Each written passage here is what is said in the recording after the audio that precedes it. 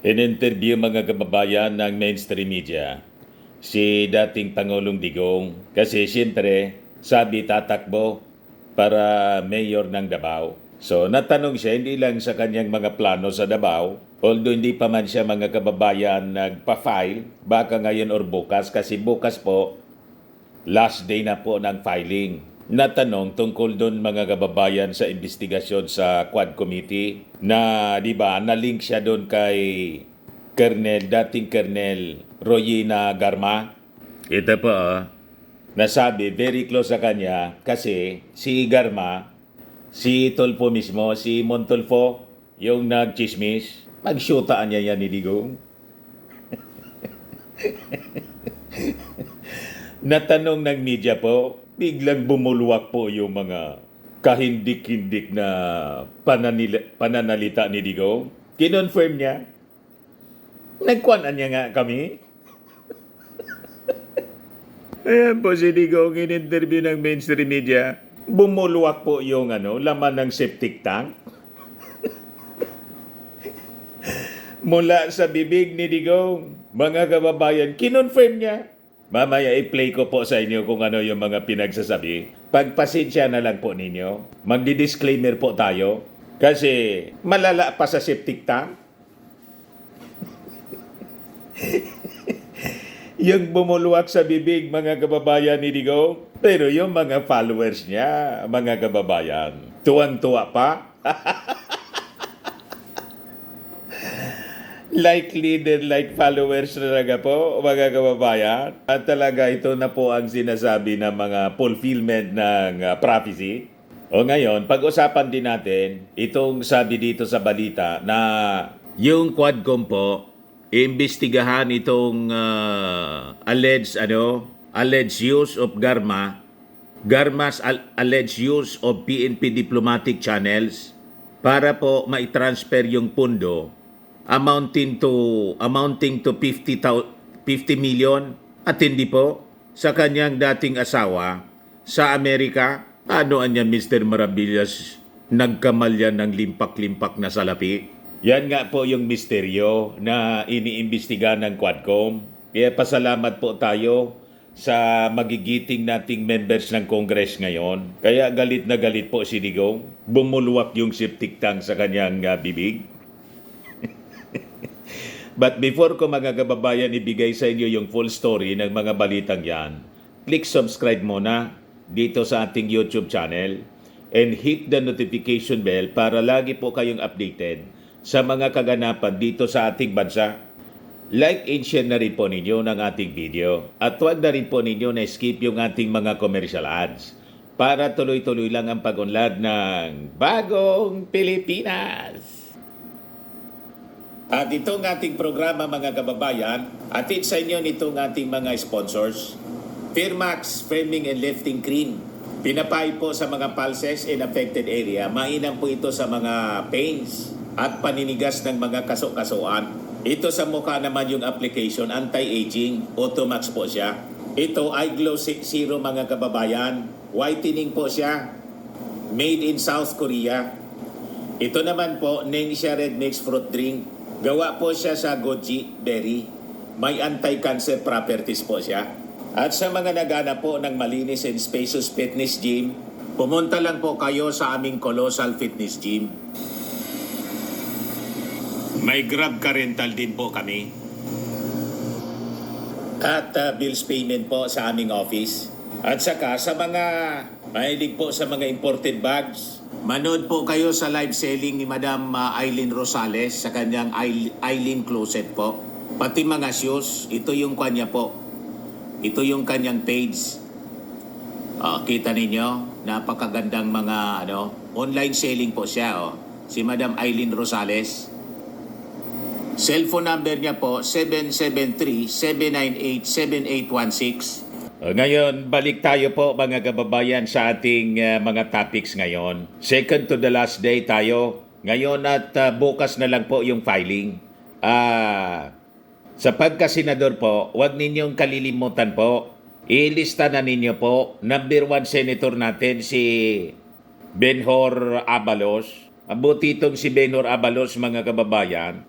is a family man. Maayos yung kanyang pamilya. Hindi lang siya basta family man. Kasi ang lahat pwedeng maging family man, pero hindi man maayos yung pagpatakbo sa kanyang family. Tama po? Pag hindi mo napatakbo ng maayos yung pamilya mo, wala kang karapatan na patakbuhin ang bansa. Kasi the family is the smallest unit in the society. Ang pamilya, mga kababayan, pag maayos, maayos ang community, maayos ang barangay, maayos ang bansa, ang probinsya, maayos ang bansa. Kaya po, importanteng maayos ang family. Yan si Benor Abalos, mga kababayan. At number 1 siyang kinakampanya. Number 1 siyang kinakampanya ng ating Pangulong Bongbong. Pinagkakaguluhan siya ng mga tao po sa paglilibot-libot po. Yan, tingnan ninyo si Benor Abalos. Love for all, bumisita sa Pasig City. O, di ba? Pinagkakaguluhan siya ng mga mamamayan po. Very good. Tapos si Mark Gamboa, mga kababayan, isama na din po ninyo sa lista. Mark Gamboa, fresh face. Bagong pangalan naman po sa Senado. Ateneo graduate po siya. Bachelor of Arts in Development Studies. Yon ang tinapos niya po. Kaysa naman yung mga artista po na hindi nga nagpakatapos sa pag-eskwela, naging senador. Di ba? O, ngayon, balikan natin si Digong, mga kababayan. Mag-disclaimer tayo kasi talaga pong parang septic tank pong hinalukay. Ang lumalabas sa kanyang bibig po, talagang kahindik-hindik. Yan po, pakinggan natin. As a matter of fact, I should not be tinkering about, but since sa demokrasya, kailangan talaga may opposition. Huwag na muna remove President Marcos. Paano yung ibang sindikato o pagkakamali ng gobyerno? Hindi naman kailangan siya eh. But there has to be an opposition. Tingnan yung trabaho ng gobyerno. Tama. There has to be an opposition daw. Pagkatapos, noong panahon niya, dinestroy niya yung opposition. Di ba? Hindi mo maintindihan magsalita, mga kababayan, si Digong. Lahat lang pabor sa kanya at sa kanyang trupa. Ipatuloy natin yung kanyang mga sinasabi. O, ito siya, yung kahindik-hindik. Sa Supreme Court. Maraming utak dyan eh. 15. Ngayon, yung mga congressmen you were, yung pilit nila na nililink kayo romantically ni Yan po. Garma. Kay Garma daw. Any reaction mo kayo? Sabi nila na Kung pilit kayo na may relasyon daw kayo, romantically. Yeah. romantically link pang lang kaya. Anong totoo doon? Romantically link lang. Kinadmit niya. Diretsuhan ko na yan. Sabi nila nag-intercourse kami, sexual intercourse. Tindi po. Matindi ang bibig. Kaya sabi, tatanungin mo sila. Sabi ko, nagtatanong si Duterte, nag-iyot, madami. Tindi po. Use the word. Ganyan siya kabastos. Relasyon man ka. Yung mga ganun-ganun na patapsing yun. Diretsuhin na natin. Nagkauyak ba yan sila ni Duterte o giiyot ba ni Duterte si Garma? Tindi po. Kaya sabi ko sa inyo, description ko, parang septic tank po na hinalukay at sumabog, bumulwak sa bibig. Proud na proud siya, mga kababayan, sa ganyang mga gawain. Tapos, ang tawag natin sa mga officials na tulad niya, Honorable, His Excellency. Diretso na. Iparinig mo yan sa public. Mahilig kayo sa chismis kayo eh. Lahat ng pulis malapit talaga sa akin. Alam ninyo taga Davao na ang pulis magkakaso lalo na in the performance of duty, akin talaga yan. Ang kaso sa pulis na performance of duty, akin dyan o mayor ako. Walang problema yan. Hanggang personal nila. Ngayon kung nagduda sila o may chismis na nag-iyot pa ni Garma, pamunta na sila, nag-ingon si mayor. O anya? Hindi ko lang po masabi na ako mismo magsabi ng sinasabi niya po. Naninindig balahibo po ako. Pero tingnan ninyo, mga kababayan yung kanyang mga followers. Tuwang-tuwa pa. Ano? Buhahahaha, dabi ko tawa, ikaw talaga tatay. Sabi ng isa pa, si Troy Acosta. Very frank, straightforward. That's why he has been the favorite of all time. Diretsahin kasi nila, wag yung puro pasaring. Sabi ng isa pa, he is just brutally speak the reality. Tatay, we love you. Di ka namin masisisi kung nakakapagmura ka at nakakapagsalita ng bastos dahil sa sobrang ginagawa nila ngayon sa Quadcom hearing. Kahit sino pa mapapamura sa galit. Walang kwenta pinag-uusapan. Nag-aanap lang sila lalo na ng problema sa bayan. Kaya naintindihan ka po namin, tay. Basta patuloy ka lang sa pagsiservisyo ng totoo sa taong bayan. Kami po kakampi ninyo. God bless, tay. Talaga po, tama ang kasabihan. Like father, like daughter. Like leader, like followers. Birds of the same feather, flock together po. Ano pang asahan natin? Kaya kung gaano kabastos yung leader nila, ganon din po kabastos ng kanilang mga followers. Pati po yung mga vloggers nila. Ano pa yung asahan natin? And tayo naman naintindihan natin because nagbabasa tayo ng Bible. This is part of prophecy, mga kababayan, na ngayong mga huling araw, sabi ni Prophet Isaiah, talagang ganon ang uri ng mga tao na lilitaw po. Yung paggawa ng masama, mabuti na sa kanila. Pero sabi po sa Bible, mga kababayan, may kasama siyang judgment. Yan po ang sabi sa Isaiah chapter 5 verse 20. Yan napakalinaw. Sabi diyan, woe unto them that call evil good, and good evil, that count darkness as light, and light as darkness, that put bitter for sweet, and sweet for bitter. Kaya po, baliktad na mag-isip yung mga tao. Anong ibig sabihin ng woe? May magandang translation po dito. Ang ibig sabihin po, judgment is coming. Woe or judgment is coming to those who call evil good and good evil.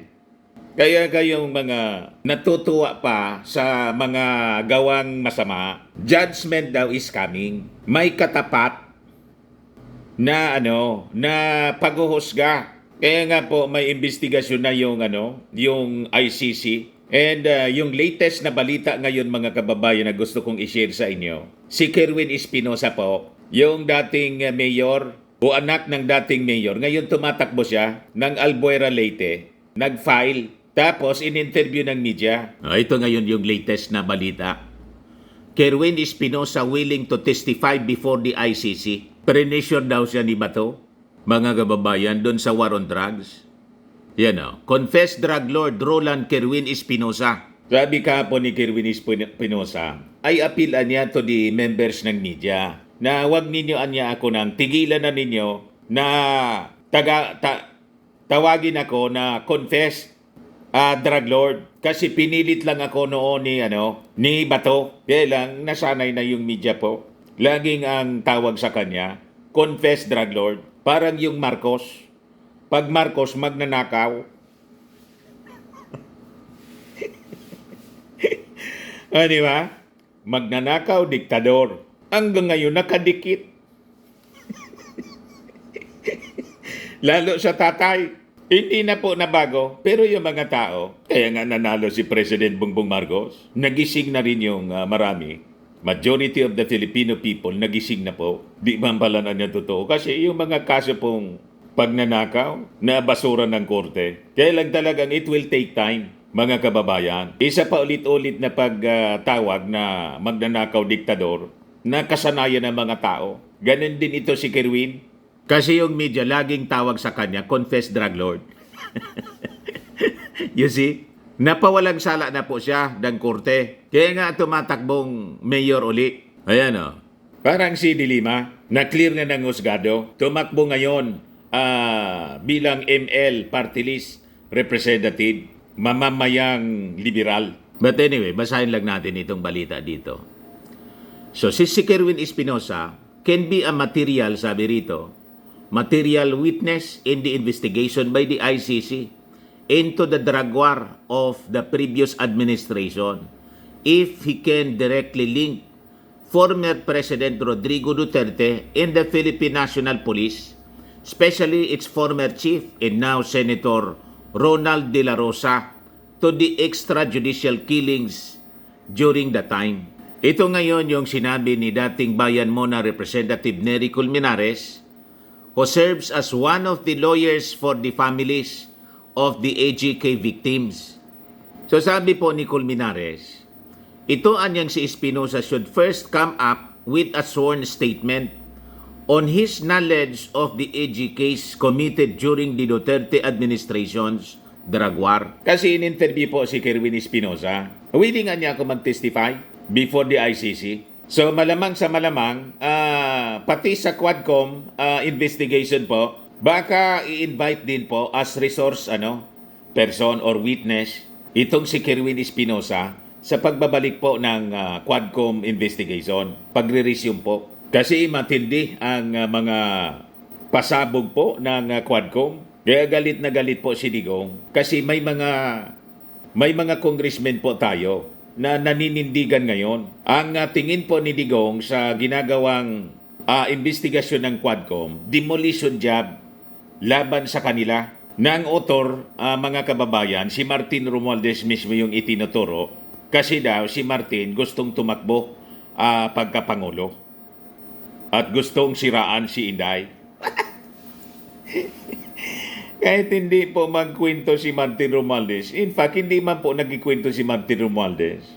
Ang sumisira po sa mga Duterte, sila man lang dahil sa kanilang mga bibig at sa kanilang mga pananalita. Binabaliktad po ng mga propagandista ng mga Duterte na yung Duterte po sinisiraan ng Marcos Camp. Walang ganun po. Kayo yung naninira sa mga Marcos at Romualdez. Kayo yung salita ng salita eh.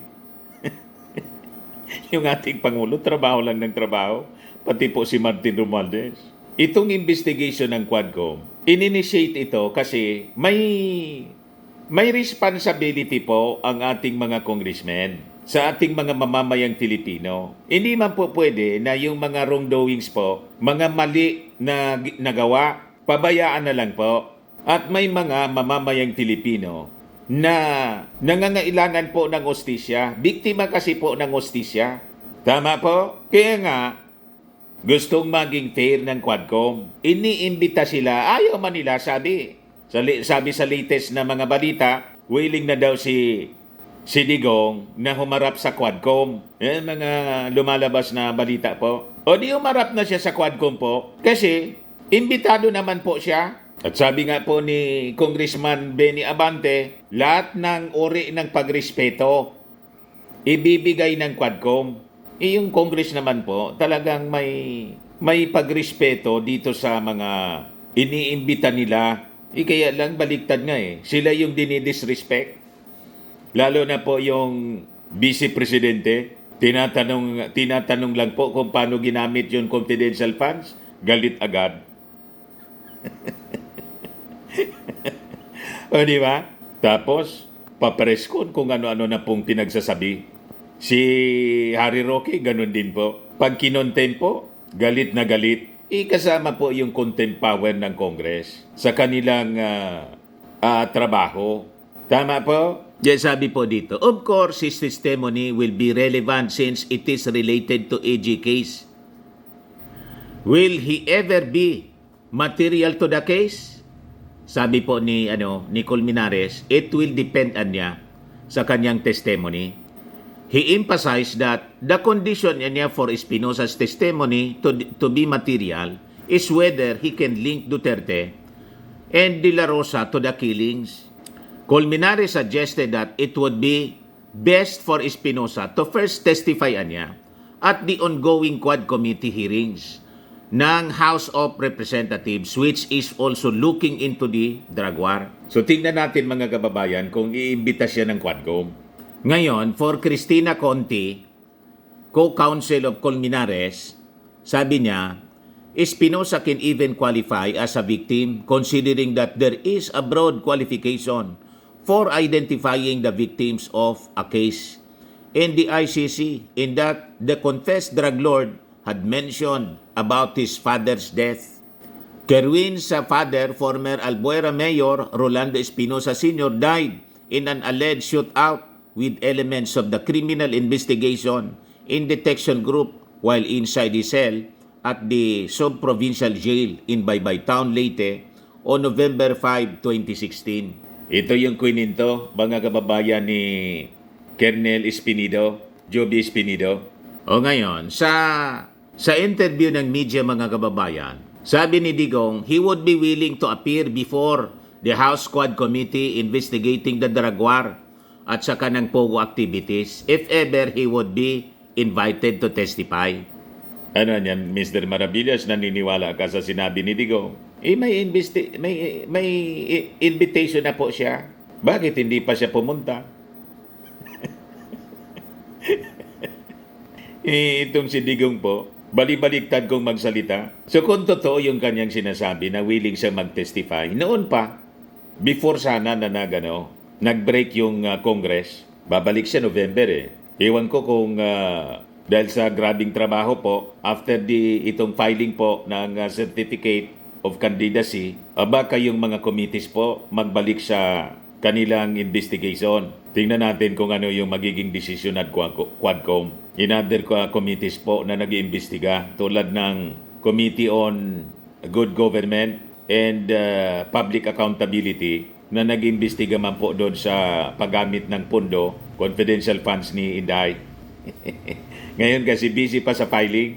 So sabi po noong Saturday ni Digong, it is their pleasure. If it is their pleasure, why not? If they will invite me, I just hope that they will ask educated questions. Nagsalita yung edukado kung magtanong. Kung siya magsalita nga po, kadiri ang mga lumalabas sa bibig. Sa Congress po, wala kang marinig na mga bastos na pagtatanong. Mga disente po ang ating mga congressmen. Well-educated sila. Hindi masama yung mga nilalabas sa kanilang mga bibig, hindi bastos. Tapos magsabi ka pa na ayaw pa niya, they will ask educated questions. Matatalino po ang mga congressmen. Malayo po sa IQ ni Inday. At saka sa IQ po ninyo na sa batas, sabi po ninyo sa law school, 75-75. Ang daming mga congressmen po na mga bar-top notcher.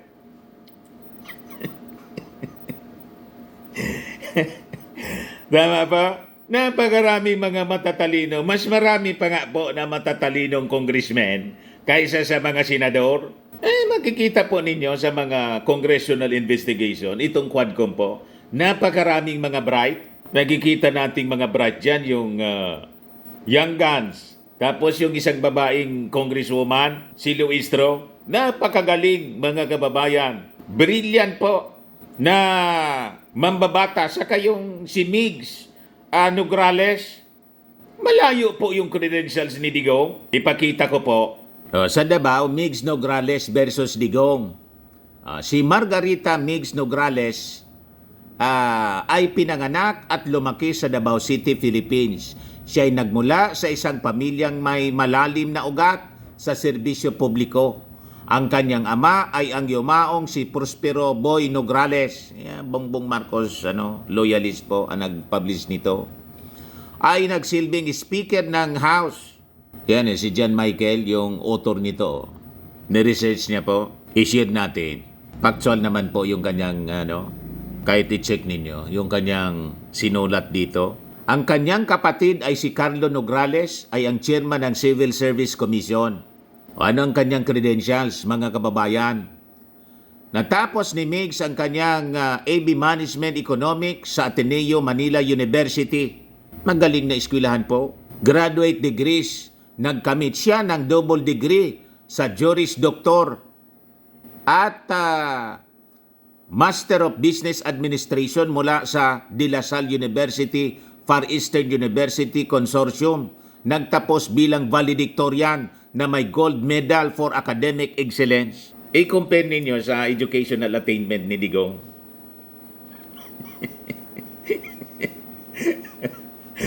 Kung paano mga kababayan nagtapos si Digong, siya na mismo nagsabi.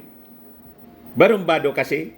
Sa high school nga, sabi niya sa kwento niya, 10 years daw siya sa high school.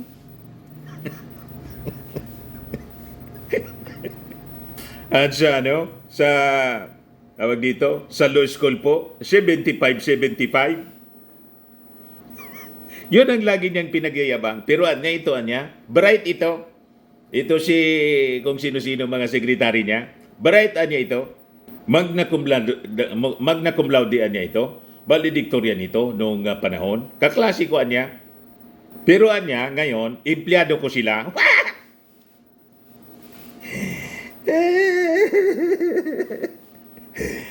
Ganon mga kababayan, magyabang si Digong. Anong naging empleyado mo? Ikaw ba yung employer ng mga sekretaris? Di ba hindi man? Appointing authority. Pero ang employer po, ang amo ng mga public officials and employees, kaya ang tawag sa inyo, civil servants, tagapaglingkod, utusan namin. Ang employer po ninyo lahat, mga mamamayang Filipino, kasi kami yung nagpapasweldo sa inyo. Di ba? So, kami yung employer, kayo mga empleyado. Mali yung pagkaintindi po ni Digong. Empleyado daw niya. Ikaw ba yung nagpapasweldo? Ang nagpapasweldo sa inyo, mamamayang Filipino, ang power po ninyo, pinahiram lang namin. During election, you become applicants. Kami yung mag-approve as employers kung i-hire namin kayo bilang aming mga tagapaglingkod. Naintindihan na ninyo? Lahat ng mga public servants nga. Masyadong pumasok sa ulo ninyo yung hangin. So magaling po itong si Migs Nograles, valedictorian na may gold medal for academic excellence. Wala niyan si Digong po. May international studies siya. Si Digong wala. Nagtapos siya ng iba't ibang graduate degree sa ibang bansa. Kabilang na ang pag-aaral sa University of Oxford, King's College, Dixon Poon School of Law, Columbia University Global Center, sa Paris at Fordham University sa New York. Malayo po ang credentials po, academic credentials ni Digong. Professional credentials, law practice, kasamang itinatag ni Migs ang Nograles Ilagan Kaiko Abandabi or Nikad Law Firm sa Davao City. Miyembro rin siya ng Philippine International Center for Conflict Resolution at ng Philippine Dispute Resolution Center Incorporated. Nagturo siya po sa isa siyang law professor sa ilang institusyon kabilang na ang Ateneo de Davao College of Law, Rizal Memorial Colleges, School of Law at ang Universidad ng Mindanao. Ngayon, si Digong, tingnan natin yung credentials ni Digong. Ayan Rodrigo Duterte. Tingnan natin kung ano yung credentials nito sa eskwelahan. Dito tayo sa education and early law school, law career. Yan Sabi diyan, Duterte went to Labuon Elementary School in Maasin for a year. He spent his remaining elementary days at Santa Ana Elementary School in Davao City, where he completed his primary education in 1956.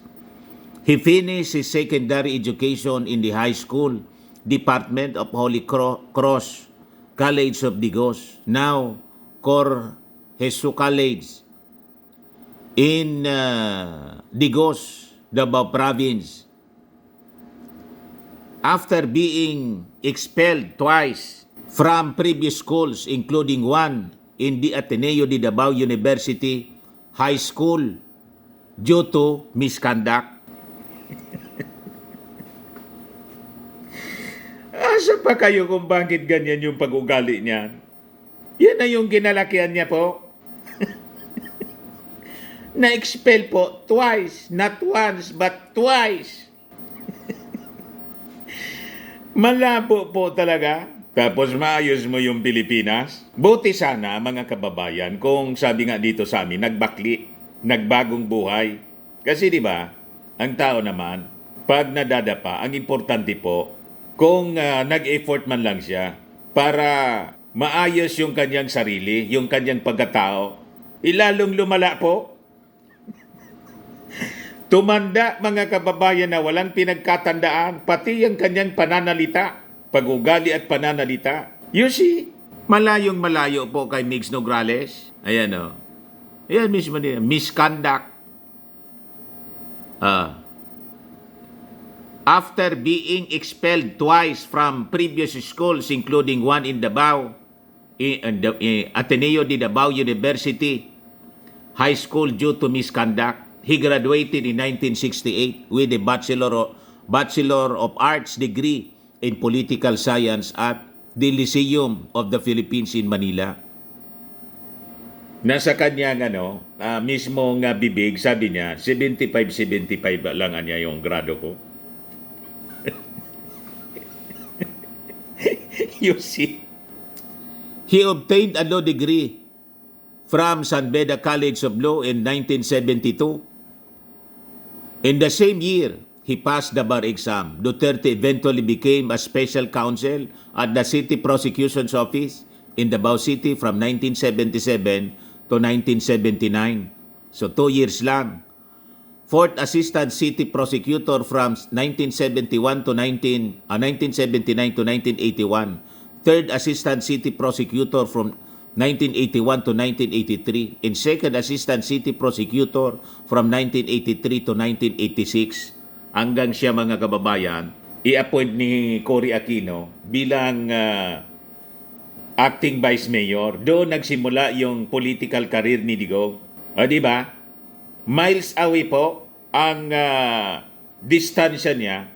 Pag tiningnan mo yung academic credentials between Digong at saka ni Migs Nograles, kaya makita ninyo, pati sa pag-ugali po, refine po, maganda yung breeding po ni Migs. At napalaki ng tama ng kanyang magulang, napalaki ng maayos.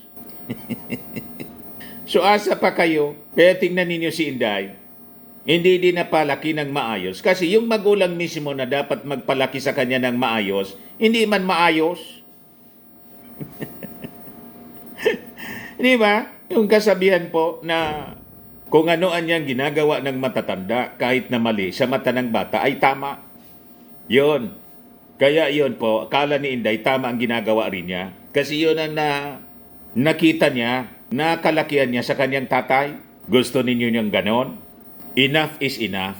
O ngayon, punta tayo dito sa another story pero related pa rin. Ito yung inililink na babae kay Digong. Ang nagchismis po nito ay mismong kaibigan niya, si Montulfo. Sabi po dito, why did Garma send over 50 million to ex-hubby in US? Gusto pong malaman ng Quadcom. Sabi rito sa balita ng Impact Leadership, Quadcom investigates Garma's alleged use of PNP diplomatic channels to transfer funds to ex-husband in the US. The Quadcom is intensifying its investigation into former Philippine Charity Sweepstakes Office General Manager Royina Garma following allegations that she used the Philippine National Police diplomatic channels to transfer millions of pesos converted to dollars to her ex-husband in the United States. The inquiry has arisen amid Garma's ties to former President Rodrigo Duterte and her implication in extrajudicial killings linked to the previous administration's war on drugs. So, during the Quadcom hearing noong September 27, may mga lumitaw po na mga bagong ebidensya regarding Garma's alleged misuse ng PNP diplomatic channels while yung kanyang dating asawa, si Police Colonel Roland Villela, served as police attaché sa Philippine Consulate General in Los Angeles, California from 2020 to 2022. Yan po, mga kababayan. Base sa testimony from PNP officials, lumalabas na may posibleng exploitation of government resources, especially the diplomatic pouches meant for government officials, for official communications and salaries for personal financial gain. So sabi po ni So yun ngayon ang iniimbestigahan mga kababayan. Yun ang pinipress mismo sa investigation ni Congressman Acop, Romeo Acop. So lumalabas po sa investigation na yung diplomatic pouch system ginamit sa personal use. Yes, sabi ni Acop po, personal na padala po pwede. Would that be correct?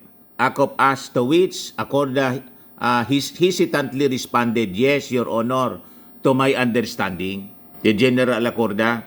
So marami mga kababayan ang dapat na busisiin kasi makikita ninyo yung mga abuses na nagawa po during the past administration related po sa war on drugs at yung mga nagkamal ng limpak-limpak po.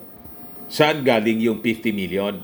Yun ang tinitrace ngayon ng Quad Committee kasi malamang sa malamang galing po yun sa mga illegal activities. So we really have to support the Quad Committee po na sinisiraan ngayon ng mga propagandista ng alam na ninyo yung tinatamaan po sa investigasyon. Kasi po, yung previous administration po at yung mga followers nila, ginawa nilang normal yung paggawa ng masama. Sabi sa prophecy ni Isaiah, yung masamaan niya, ginawang mabuti, yung mabuti, ginawang masama. But judgment to those who call evil good and good evil, that put darkness for light and light for darkness, that put bitter for sweet and sweet for bitter. I-share ko pa itong isang Bible verse for you to understand kung bakit ganon sila. Ganon sila kung magsalita, yung mga masasama galing sa kanilang mga bibig. Sabi nga natin, mga kababayan, parang hinalukay na septic tank. Bakit ganon? Sabi kasi sa Matthew 15 verse 17 to 19, but what comes out of the mouth proceeds from the heart, and this defiles a person. For out of the heart come evil thoughts, murder, adultery, sexual immorality, theft, false witness, slander. Asa pa kayo kung bakit ganon ang gawain nila? Dahil po sa maitim na puso, galing sa puso, lumalabas sa bibig. Yan nga po ang tawag sa mga masasamang tao, masasamang loob. Masama ang loob niya Sa kaloob-looban niya masama. Masama yung puso Evil heart. Kaya nakakagawa ng masama. Dahil sa masamang puso niya. Anong bunga ng masamang puso?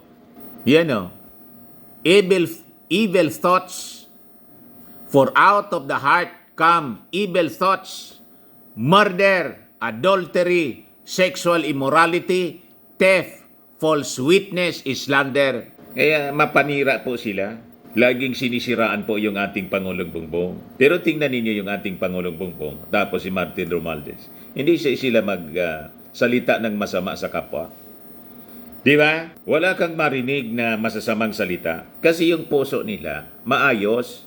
Hindi sila nagpapapatol, mga kababayan, sa kung ano-anong mga pinagsasabi ng mga tao sa paligid. Lalo na itong mga nausog, na laging bukang bibig. Bangag, bangag, bangag. Adiktus, adiktus. Yun ang gawa nila kasi mga masasamang loob sila. O, naintindihan na ninyo kung bakit ganon. Pati mga vloggers nila, napakababastos. Mga masasamang loob nga eh. Kaya mga viewers nila, mga followers nila, tuwang-tuwa. Kasi birds of the same feather, flock together. Ganon lang po eh. Pari-parehas kasi sila po. Kaya sila nagkakasundo sila. Masaya sila na nagsasama-sama rin. Di ba po? Kaya tingnan ninyo yung direksyon nila mga kababayan. Pare-pareha si Pacquiao, si Digong, si Harry Roque na wanted na rin ngayon. Lahat sila magiging wanted. Kaya po, panahon na ng pagbabago. Bagong Pilipinas po tayo. Sa bagong Pilipinas, kailangan bagong Pilipino, bagong mindset. Baguhin natin yung ating pag-iisip kung gusto ninyong umunlad. Pero kung yung dati lang po, mga pag-iisip ng mga talangka, isip talangka eh. Ayaw nilang umunlad yung ibang tao. Tama po, masama ang loob nila pag may nakita silang tao, mga kababayan na umaangat o nalalampasan yung kanilang mga ginawa. Tama pa? Sa mga naghanap ng malinis and spacious fitness gym, pumunta lang po kayo sa aming Colossal Fitness Gym. We also offer Grab Car Rental with our brand new 2023 model ng Toyota Innova. We also accept booking for those who are planning to travel via PAL, Cebu Pacific, and other airline companies, local and international, and bills payment for Meralco Bills, PLDT, Aleco Bills, etc. Ang Colossal Fitness Gym is located at 3rd floor Security Bank Building, Landco Business Park, Legazpi City, Albay. For inquiries, look for Chilon Maravillas. Contact number 0966-802-0949. Yan yung aming Innova. Lagi na pong matao sa amin. Pati mga foreigners po, tingnan ninyo. Mga British tourists sila. Ang lalaki ng katawan na, mga kababayan, nag-gym sa amin. Ito naman po, Indian National. Ito mga mga European sila. Ito naman yung bago naming product na binibenta online, Eye Glow Serum. Whitening po siya galing sa South Korea. Tingnan ninyo yung epekto sa aking anak na architect entrepreneur, Riz Maravillas. For inquiries, look for Riz Maravillas on FB. Ito naman po, Firmax Firming and Lifting Cream. Pinapahid po ito sa mga pulses and affected area. Mainam po ito sa mga pains at paninigas na mga kaso-kasuan. Ito po, Automax Radiant Serum. Sa mukha naman yung application. Anti-aging po siya. You will look 10 years younger than your age. Sa mga cancer patients naman po, baka lang gusto ninyo itong itry. Nengxia Red Mix Fruit Drink. Hindi man po siya gamot, food supplement siya. Kaya lang, gawa siya mga kababayan sa goji berry. Yung goji berry may anti-cancer properties. Yung mga inquiries ninyo, dumiretso na lang kayo sa aming messenger sa Facebook para masagot namin agad. Ayos po, ako po si Dante Maravillas. Bye-bye. God bless.